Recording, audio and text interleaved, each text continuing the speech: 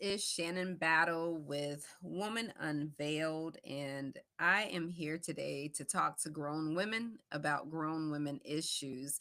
And I love coming on and just sitting with you all, getting the not text messages, but the DM messages, email messages with just general questions about womanhood because as we're getting older, I am an older woman and I am approaching 50. And I sat in my room the other day and I was like, oh my God, I'm going to be 50 next year. And I'm starting to experience some physical challenges in my body. And I'm like, oh God, this is not supposed to happen this way.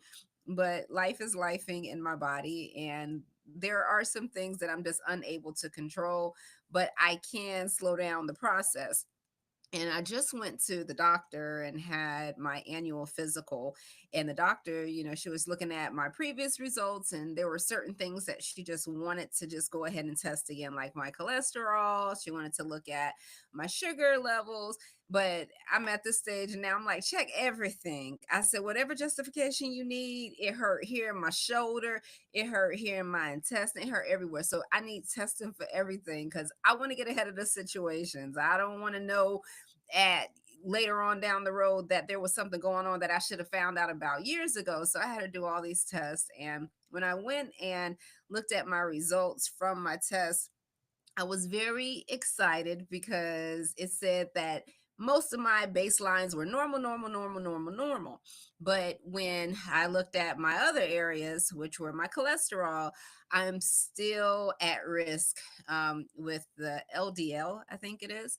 And I have to take medication for that. I do not like taking medication, but I am not opposed to anything at this point that's going to help me to have a thriving life because my goal is to live until 106.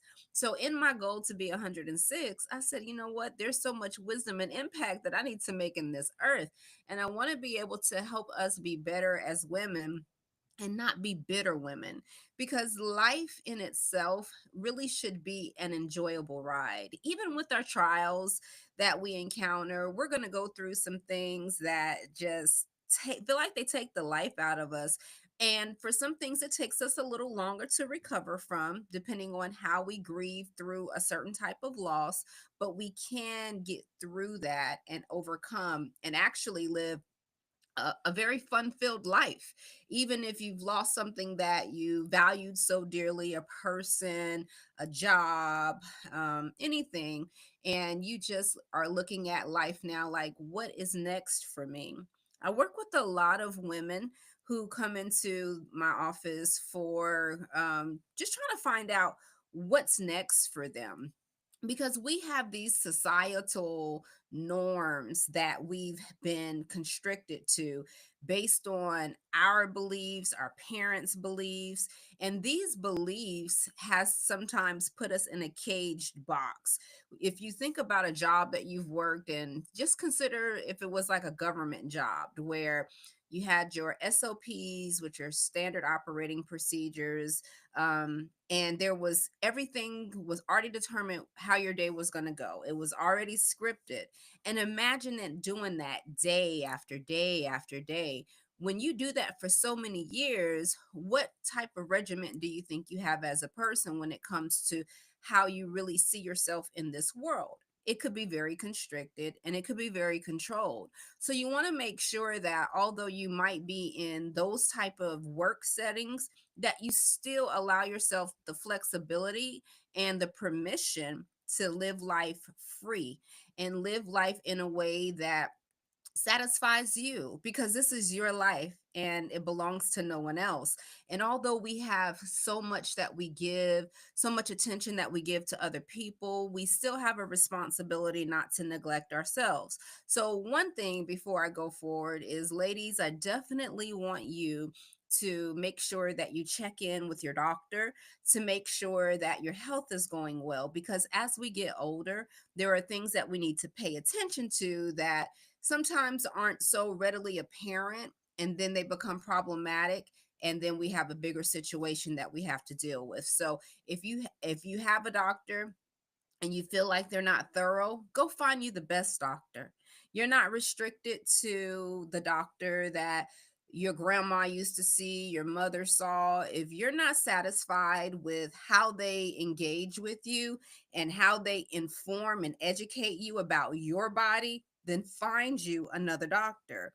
Many times we feel like we have to keep up with how things have passed on, even if they don't make sense. If it doesn't make sense, get understanding. And that's like a foundational scripture for me, which is in all you're getting, get an understanding. So when we're getting an understanding, we want to make meaning on why certain things are happening. So for today, I want us to be able to focus on why are we doing what we do? If you look at your life and all the decisions that you've made up until today, why have you made those decisions? And were those decisions the best decision for you or for someone else? And are you happy with the outcomes that have shown up because of the decision that you've made?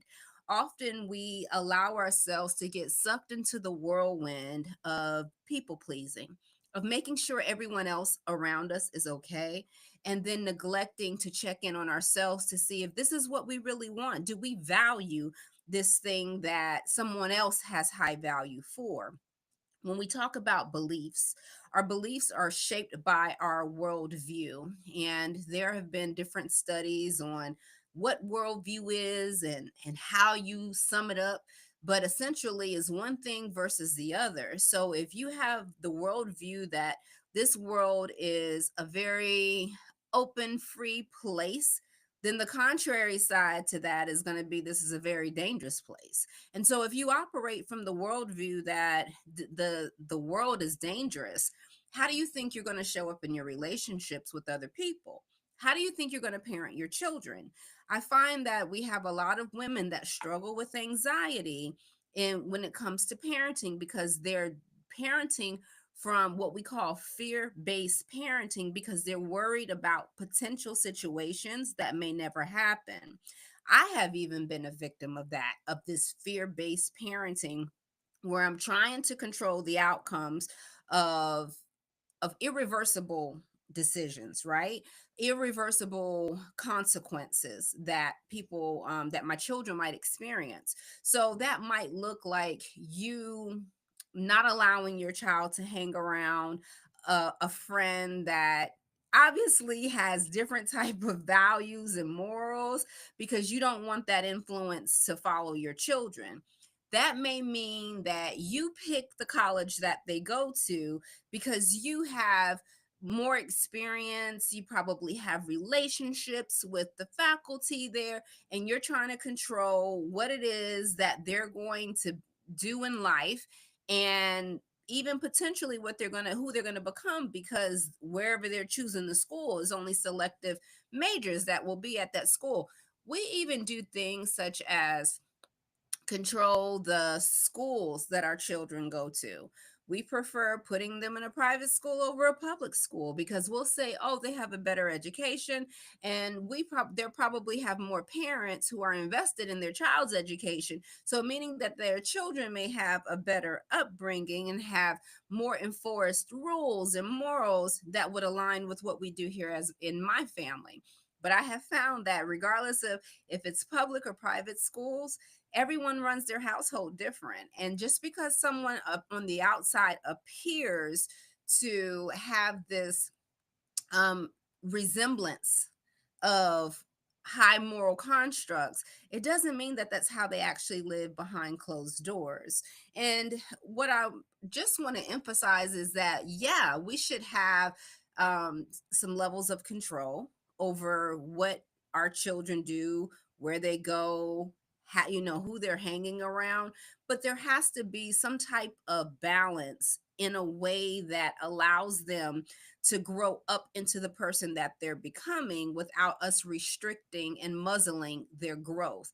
Could you imagine keeping your toddler in a size 3 shoe, never take it off, knowing that they're possibly going to grow larger into another size, but because you don't want their feet to get bigger, you keep them in that small shoe?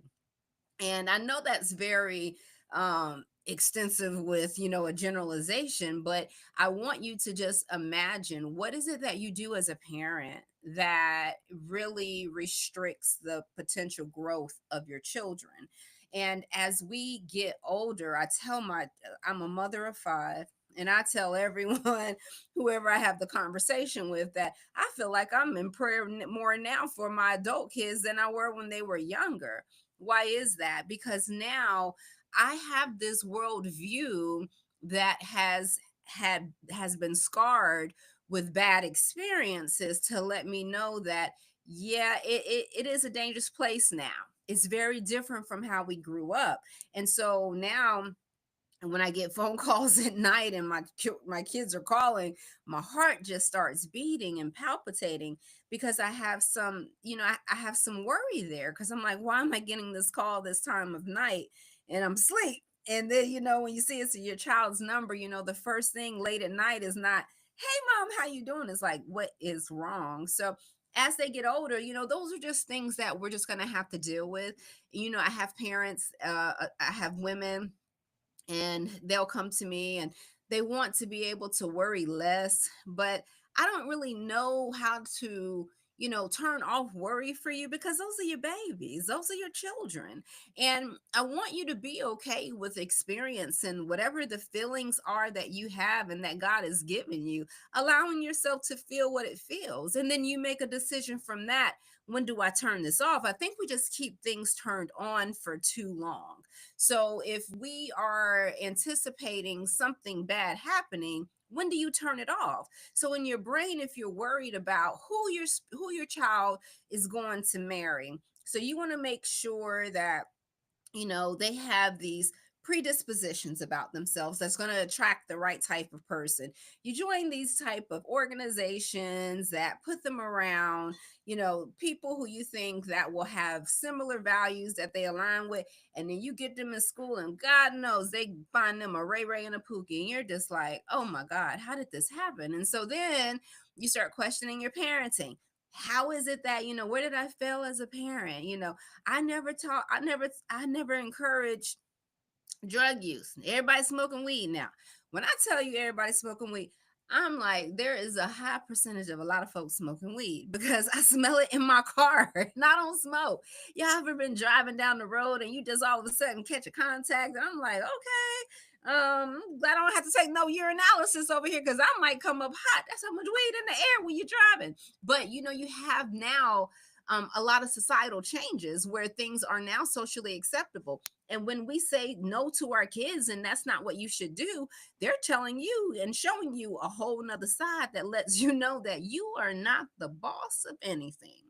And I think when we embrace the fact that we are not the boss, we are not the author, and we are not the finisher of their lives. We were responsible for doing the best we can to bring them into this world so that they can live as great human beings and make an impact on this earth until they die. That is all that we can do. And I think a lot of the process in their growth, we unintentionally interrupt. And the reason why we do that is because we say we love them, which we do, but then we also have become like a deity in their lives, a god in their life, because we feel like we can control the outcomes. We feel like if we tell them, oh, make this decision, go to this job, don't go do that, then we know what's best for them. But oftentimes, the greatest lessons that we've learned that have heightened our growth, our momentum, our drive, our awakeness to things is through mistakes. And sometimes they were very bad and harsh mistakes that we had to make to realize what we really want. So when you are in relationship with your children, I think you should allow yourself to see how effective your parenting role was in their younger upbringing, by giving them the freedom to live their own life without you unduly influencing them to make decisions that you didn't make in your life. Because if you look back on all the decisions that you made, would you have made those decisions all over again if you had another chance at life? If you knew that you could walk through life again, would you have made the same decisions that you made in the present life? And we say a lot of times, we don't have regrets. Child, there are some things I am taking to my grave that I regret. Like people, I've encountered and decisions I've made, and it's just like, no, no, no, I can't roll with that one. And then, people will sometimes say, oh, how you doing? And then, you hear the common cliche, oh, I won't complain. I do want to complain because, I'm not happy with this. Are you willing to listen to it? Can you be the sounding board? So, because they feel like other people won't listen, what do? They go to a therapist like myself, and then they just let it all out. I need to go ahead and talk about this because those are matters of the heart. So, I want you to give yourself permission to allow your adult children to just live. Allow yourself the front seat view, the platinum selection seat, the sideline seat, the very expensive seat that most people don't want to put money on to watch the same game, the first class seat of watching the outcomes of your children and watch how they navigate. Watch them, how are they resilient? How do they learn how to master problem solving? How do they really build their coping skills? How are they with communicating? How are they with, their emotional intelligence? Because you got a lot of grown people still acting like little kids over here. And I'm just still trying to figure out at what point did your parents let you take responsibility for your behaviors? Because you just ain't acting right as a 30-something-year-old adult. But I want you to take the front seat and enjoy the view. And if it comes, with the time of where you have to deal with some hurtful outcomes because of choices that they've made, how do you still find gratitude and the ability to walk alongside them or be a support to them? You're no longer a manager of their life, so you got to change that role. And then also too, to help you to overcome the fear of what's going to happen further down the road, look at it as sucking the joy of what you can experience in this present day. So if I'm operating in fear of something what's going to happen fast forward, what is that doing to take away the value of what I could be experiencing today in the relationship with my child? So I really want you to begin to assess, even if they made the wrong decision, who are you trusting in all of that? Who are you trusting to bring them through? When you made a decision and it may have been calculated and it didn't go well for you, and you knew you shouldn't have done what you did, but you did it anyways, and the worst happened. Who were you trusting at that moment to help bring you through? It definitely isn't anybody else because you're the one that got to live through it. So I think when we're learning to make our adjustments as we're transitioning into raising adult children, we have to stop acting like young parents ourselves. We got to grow up. We have to grow up, and we're expecting our children to grow up, but we don't want to grow up in the arm reach that we have in creating the distance of trying to be a manager versus being a supporter in our children's lives. So I want you to begin to start asking within yourself, what can you do to manage your stress better? And when it comes to parenting adult children, because it's always going to be different roller coaster rides, and like I said, there's worries that we're just going to have that it's just not going to be, able to just avoid them, but you can turn them off. You don't have to spend your whole night worrying and losing sleep. You can choose to worry for about 30 seconds and then move on and get you some rest. And then just trust that the God that takes care of you is the same God that's going to take care of your children. So if you like this particular segment, just please just share it with others who you think could have some impact to it. And if you're an adult child and you want your parent to just start to see what you've been trying to explain to them the whole time without being offensive or hurtful, you might want to share this video with them as well. But yeah, enjoy the life, enjoy the journey. This is what it's intended to have, to be for us. And even when you have the challenging experiences, it's all a part of your development. You got to trust God. You got to have faith in him. He came to this world so that we can live abundantly. An abundant life you shall have. Thank you for tuning in.